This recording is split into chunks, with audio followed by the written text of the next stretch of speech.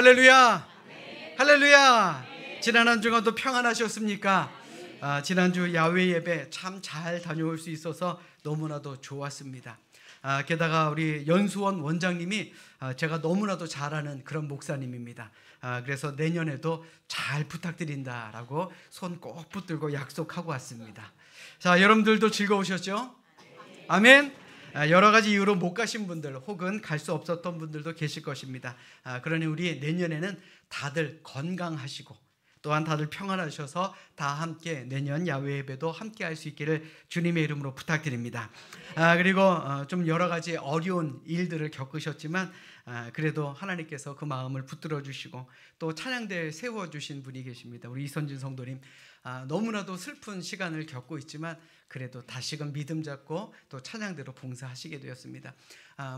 좋은 일이 아니어서 박수하기는 어렵지만 이다 끝나고서는 함께 위로해 주시고 또 함께 격려해 줄 수 있기를 주님의 이름으로 간절히 부탁드립니다.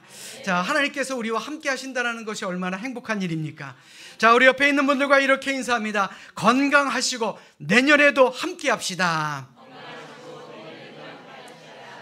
자, 그리고 다시 한번 인사하겠습니다. 하나님께서 지켜주실 줄로 믿습니다.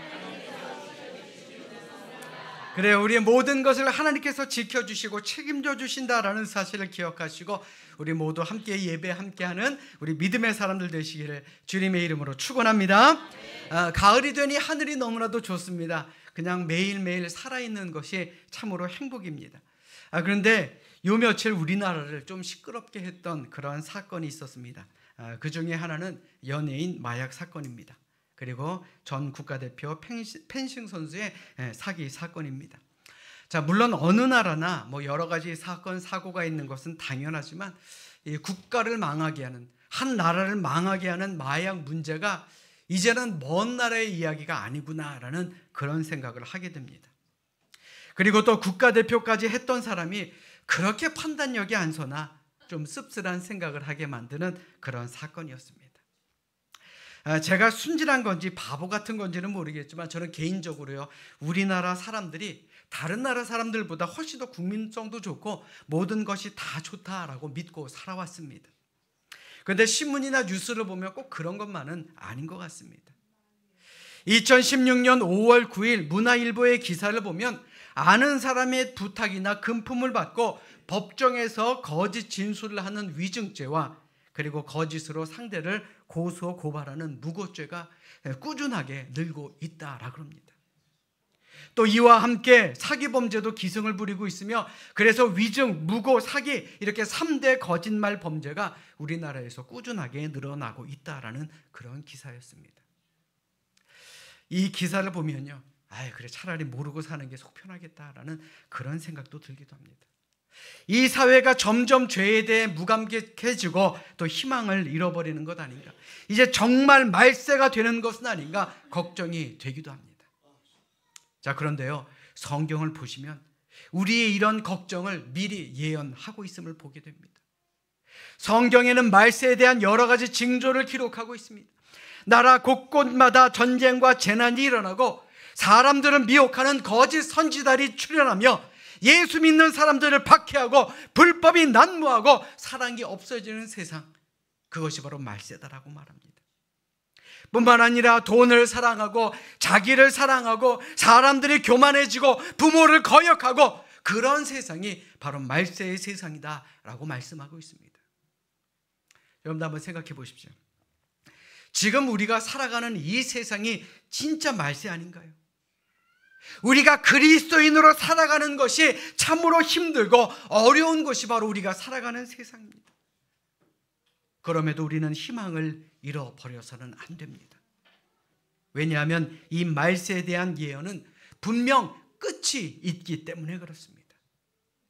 마태복음 24장 13절로 14절의 말씀을 자막으로 준비했습니다. 우리 함께 합독하도록 하겠습니다. 우리 함께 읽습니다. 시작. 그러나 끝까지 견디는 자는 구원을 얻으리라. 이 천국 복음이 모든 민족에게 증언되기 위하여 온 세상에 전파되리니 그제야 끝이 오리라. 아멘. 끝까지 견디는 자가요 구원을 얻으리라 그랬습니다. 잘 들으세요. 끝은 반드시 있습니다.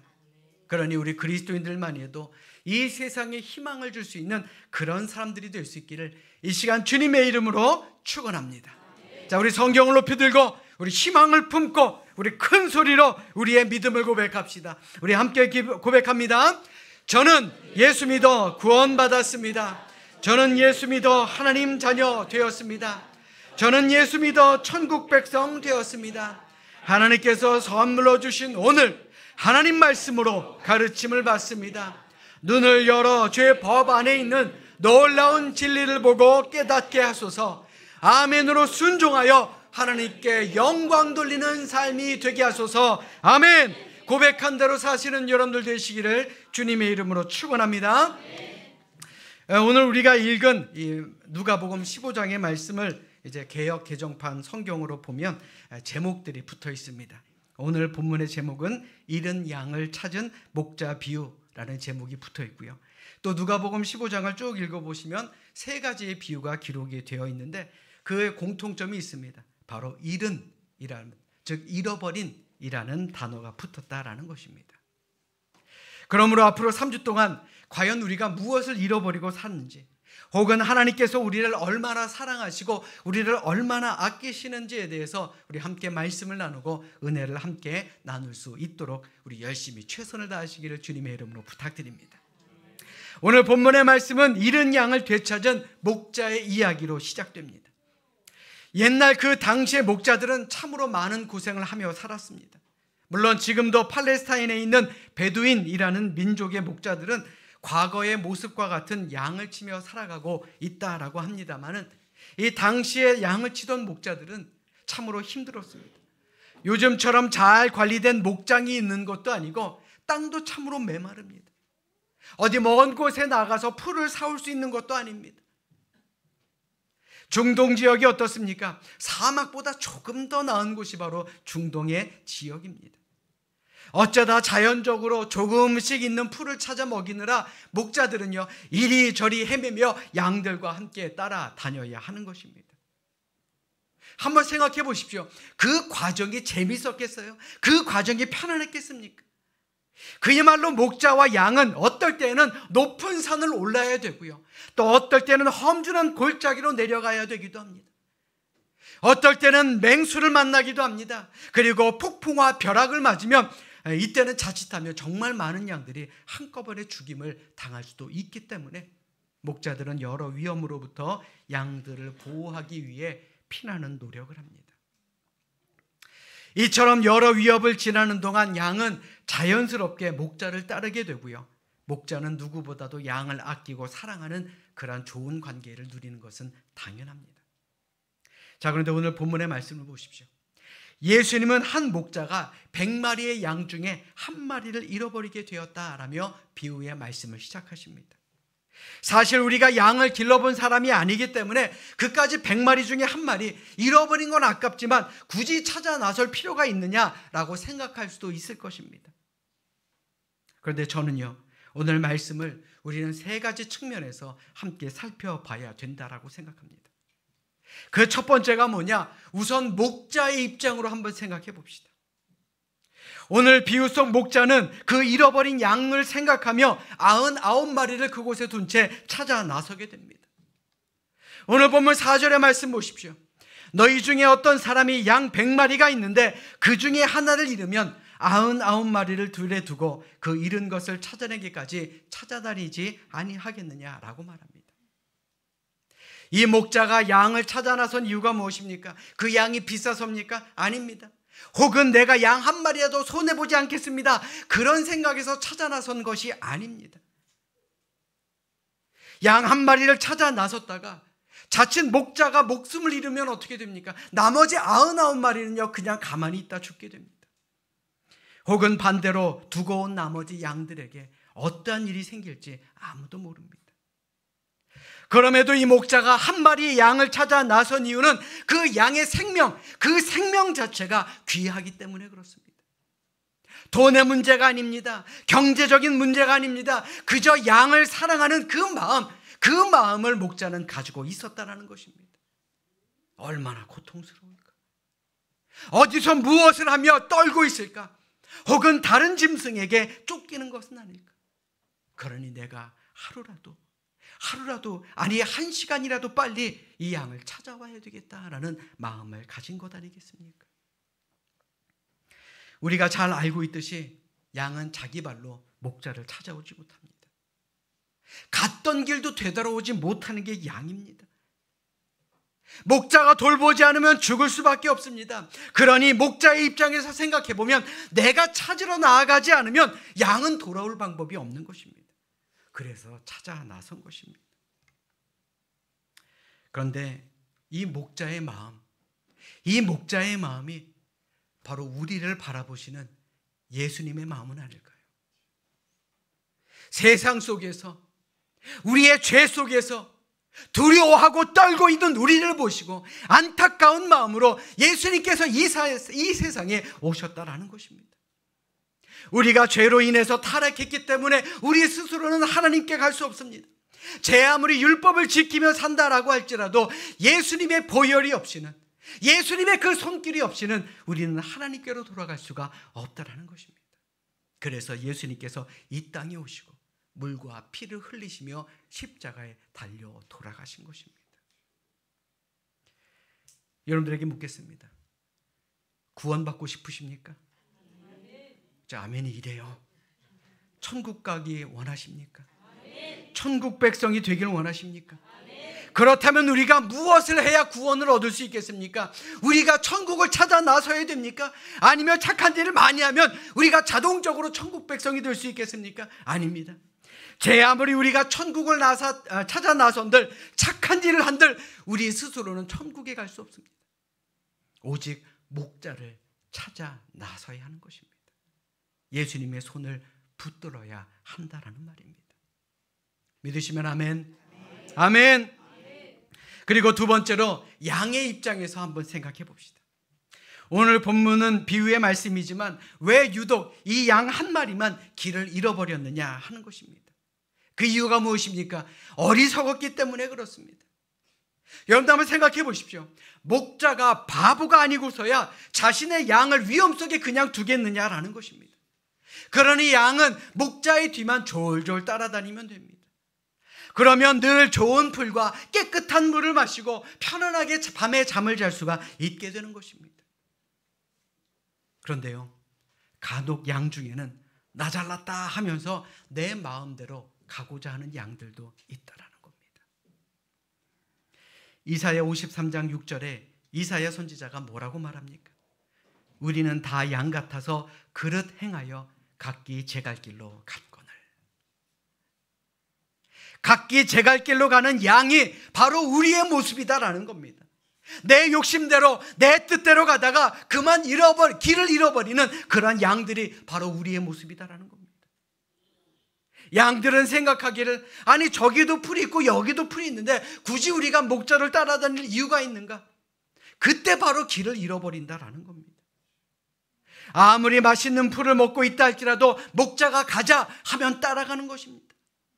반대로 안 된다 하면 가지 말아야 하고 먹지 말아야 하는 것입니다. 내가 보기에, 내가 판단하기에 좋은 풀과 맛있는 풀이 있는 것 같지만 분명 거기에는 독초도 있다라는 사실을 우리는 명심해야 한다는 겁니다. 세상이 말세가 되다 보니 우리를 유혹하는 것들이 참으로 많습니다. 길거리를 지나다니다 보면 이제는요, 이단들이 아예 대놓고 선교, 포교 활동을 합니다. 그리고 그들에게 손가락질도 못해요. 제지하지도 못합니다. 그게 지금 우리가 살아가는 세상입니다.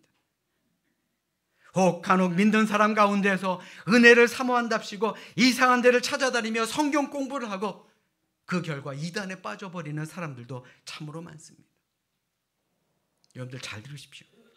내가 보기에, 내가 판단하기에 무척 좋아 보이는 풀이다 할지라도 분명 거기에는 독초가 있고 그곳에는 함정이 있다라는 사실, 우리는 이것을 기억해야 할 줄로 믿습니다. 사랑하는 여러분, 여러분들은 우리 교회를 어떻게 생각하십니까?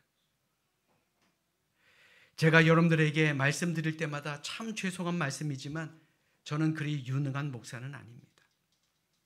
다른 유능한 목사님들처럼 내세울 것도 그리 많지 않습니다.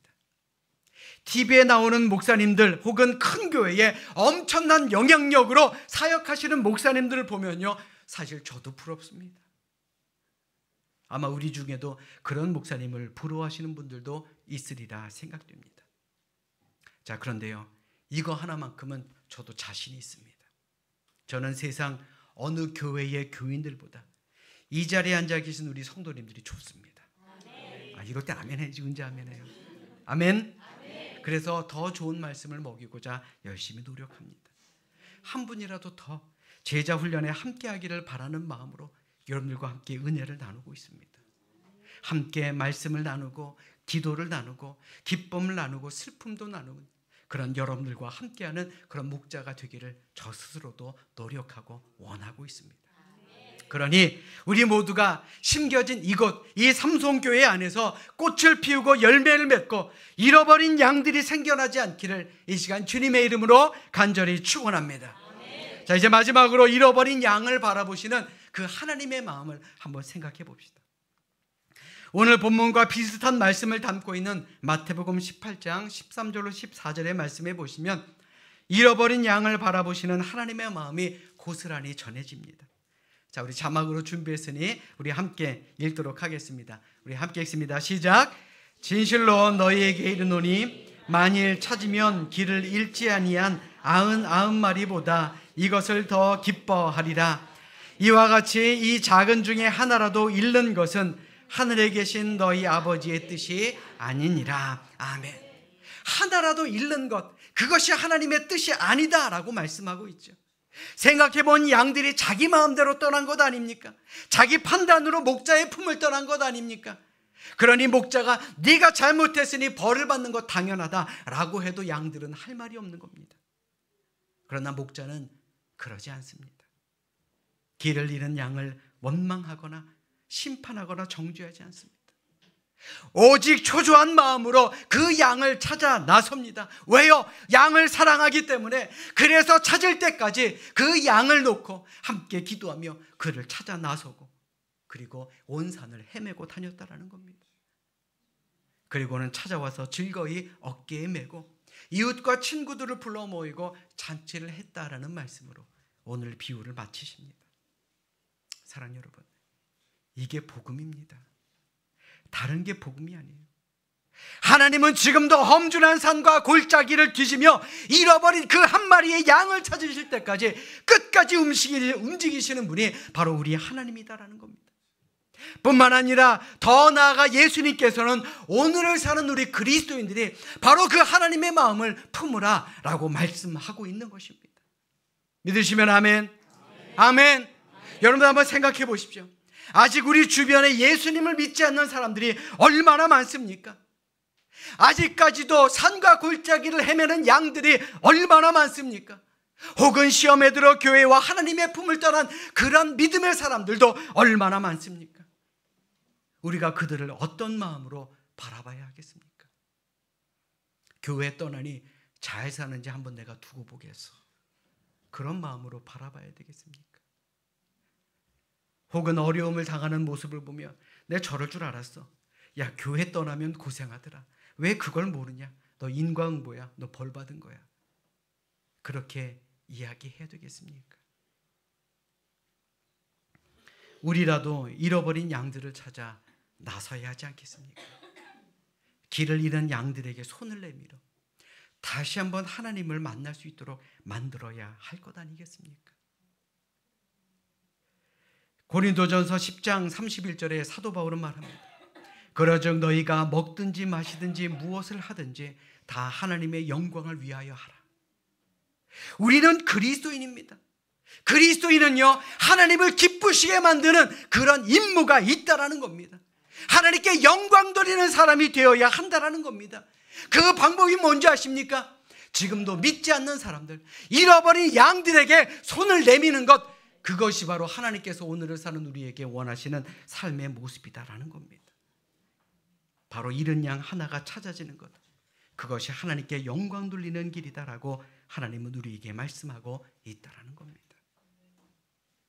저는 이번 알파템 프로젝트와 힐링 콘서트에 많은 기대를 품고 있습니다. 물론 이렇게 한다고 해서 교인이 늘어나겠느냐 염려하시는 분들도 계십니다. 혹은 힐링 콘서트를 위해서 많은 준비를 했는데 많이 안 오시면 어떻게 하나 하는 분들도 계십니다. 그런데 여러분들 잘 들으십시오. 그건 우리가 걱정할 게 아닙니다. 우리는 길을 잃고 헤매는 양들에게 그 복음을 전하기만 하면 되는 것입니다. 함께 하나님을 찾을 수 있게, 천국을 다시 한번 찾을 수 있게, 그리고 힐링 콘서트를 통해 조금이나마 영적인 위로와 마음의 위안을 받을 수 있도록 우리는 그들에게 손을 내밀어야 한다는 겁니다. 우리 결과에 연연하지 맙시다. 찾아 나서고 알리고 우리에게 주어진 일에 최선을 다하면 됩니다. 아니, 하다못해 이자 있는 여러분들이 옆에 있는 사람 손만 붙들고 와도요, 아마 그 자리가 꽉 차게 될 줄로 믿습니다. 아멘 안 하신 분들은 혼자 오셔도 좋습니다. 아멘. 자, 우리 주변에 있는 사람들에게 복음을 전할 때 우리 10가정을 인도하는 목표인 알파템 프로젝트 성공적으로 이루게 될 줄로 믿습니다. 뿐만 아니라 힐링 콘서트를 통해 많은 사람들에게 마음의 위안을 줄 줄로 믿습니다. 우리 그곳의 주인공들 되시기를 주님의 이름으로 축원합니다. 자, 오늘 본문은 이 잃어버린 양 하나가 찾아질 때에 하늘에서는 무엇보다도 비교할 수 없는 기쁨의 천국잔치가 베풀어진다라고 말씀합니다. 자, 여러분들 한번 스스로에게 한번 물어보십시오. 과연 나는 지금까지 믿음 생활을 해오는 동안에 몇 번이나 천국잔치의 주인공이 되었느냐라는 말입니다. 내 이름으로 천국잔치가 한 번도 열리지 않았다면, 내가 한 사람도 잃어버린 양을 하나님의 품으로 인도하지 못했다면 참으로 부끄러워해야 하지 않겠습니까? 그러니 우리 전도하고 인도할 수 있는 우리 모두가 될 수 있기를 주님의 이름으로 부탁드립니다. 사랑하는 여러분, 우리는 계획을 세우지만 실제로 일하시며 가능하게 하시는 분은 바로 하나님입니다. 염려하지 마십시오. 우리 함께 모여 기도합시다. 알파템 프로젝트와 그리고 힐링 콘서트, 그리고 더 나아가 우리 신가난 프로젝트를 위해서 열심히 기도할 때에 하나님께서는 우리에게 능력을 주실 줄로 믿습니다. 새벽 기도에 나오시는 분들 잘 알고 계시죠? 우리 이를 위해서 매일매일 새벽마다 기도하고 있습니다. 화요 중보기도팀도 마찬가지입니다. 이 일을 위해서 열심히 기도하고 있습니다. 그러니 우리가 해야 될 것은 무엇입니까? 손을 내밀어야 하는 것입니다. 반드시 놀라운 성령님께서 하시는 그런 일을 우리는 체험하게 될 줄로 믿습니다. 이 시간 진정으로 바라기는 우리 주변에 잃어버린 양들을 발견하시고 우리 그들에게 손을 내밀 수 있는 그런 우리 모두가 되어야 합니다.